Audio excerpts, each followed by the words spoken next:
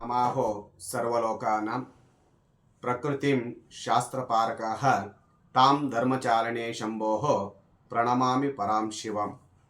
शिव शिव शिव शिव शिव शिव शिव शिव आरते अनंत शिव योगी महादेव योगी महादेव। ಇವತ್ತಿನ ದಿವಸ Shakti Peetha YouTube channel ವತಿಯಿಂದ ದರ್ಬೆ ಎಲ್ಲಿ ಹುಟ್ಟುತ್ತೆ ಹಾಗೂ ಅದರ ಮಹತ್ವವು ಹೇಗೆ,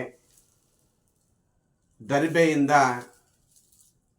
ಪೂಜಾ ಕೈಂಕರ್ಯದಲ್ಲಿ ಯಾವ ಯಾವ ಉಪಯೋಗಗಳು ಹಾಗೂ ಆ ದರ್ಬೆಯನ್ನು ದೇಹಕ್ಕೆ ಸೇವನೆಯನ್ನು ಮಾಡುವುದರಿಂದ ಅದರಲ್ಲಿ ಸಿಗುವಂತಹ ಆರೋಗ್ಯದ ಫಲವೇನು ಎಂಬುದರ ಬಗ್ಗೆ ವಿಸ್ತಾರವಾಗಿ ನಾವು ಇವತ್ತಿನ ದಿವಸ ಶಕ್ತಿಪೀಠ ಯೂಟ್ಯೂಬ್ ಚಾನಲ್ ವತಿಯಿಂದ ನಿಮಗೆಲ್ಲ ವಿಸ್ತಾರವಾಗಿ ತಿಳಿಸ್ತಾ ಇದ್ದೇವೆ. ದರ್ಬೆ ಸಸಿ ಔಷಧಿಯ ಒಳ್ಳೆಯ ಗುಣಗಳನ್ನು ಹೊಂದಿರುತ್ತದೆ. ಇದು ಗುಡ್ಡಗಾಡು ಹುತ್ತದ ಅಕ್ಕಪಕ್ಕದಲ್ಲಿ ಬೆಳೆಯುವಂತಹ ಸಸ್ಯವಾಗಿರುತ್ತದೆ.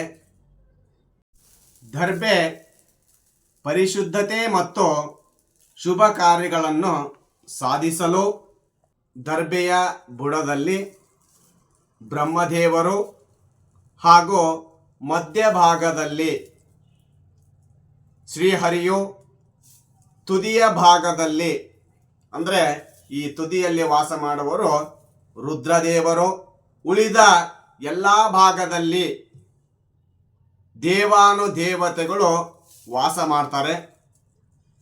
ಹಾಗೂ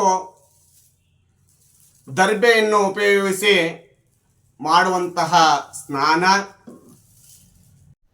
ಕಮಲದ ಹೂವಿನಲ್ಲಿ ನೀರು ಹೇಗೆ ಅಂಟುವುದಿಲ್ಲವೋ ಈ ದರ್ಬೆಯನ್ನು ಉಪಯೋಗಿಸಿಕೊಂಡು ಪವಿತ್ರವನ್ನು ಮಾಡಿಕೊಂಡು ಮಾಡುವಂತಹ ಕೆಲಸ ಕಾರ್ಯಗಳು ದರ್ಬೆಯನ್ನು ಹುಣ್ಣಿಮೆಯ ಮರುದಿವಸ ಅಂದರೆ ಕೃಷ್ಣ ಪಕ್ಷದ ಪ್ರಥಮ ದಿವಸದಲ್ಲಿ ಭೂಮಿಯಿಂದ ಕಿತ್ತು ತರುವುದರಿಂದ ಇದರ ಶಕ್ತಿ ಹೆಚ್ಚಾಗಿರುತ್ತದೆ. ದರ್ಬೆಯ ಪವಿತ್ರವನ್ನು ನಮ್ಮ ಬೆರಳಿಗೆ ಧರಿಸಿಕೊಂಡು ಪ್ರಾಣಾಯಾಮ ಮಾಡುವುದರಿಂದ ಬ್ಯಾಕ್ಟೀರಿಯಾಗಳು ನಮ್ಮ ದೇಹಕ್ಕೆ ಸೇರುವ ಪ್ರಮಾಣವನ್ನು ಕಡಿಮೆ ಮಾಡುತ್ತದೆ ಹಾಗೂ ಪಿತೃ ಸಂಬಂಧಿತ ಕಾರ್ಯಕ್ಕೆ ಒಳ್ಳೆಯ ಆಯುಧವಾಗಿರುತ್ತದೆ.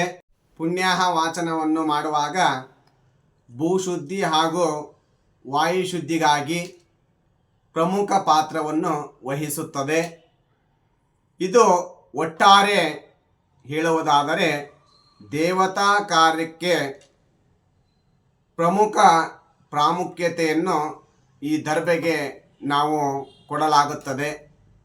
ಶಕ್ತಿಪೀಠ ಯೂಟ್ಯೂಬ್ ಚಾನಲ್ ವತಿಯಿಂದ ದರ್ಬೆಯ ವಿವರವು ಈ ವಿಡಿಯೋ ಮಾಹಿತಿ ಪರಿಪೂರ್ಣವಾದಲ್ಲಿ ಲೈಕ್ ಮಾಡಿ ಮತ್ತು ನಿಮ್ಮ ಸ್ನೇಹಿತರೊಂದಿಗೆ ಶೇರ್ ಮಾಡಿ.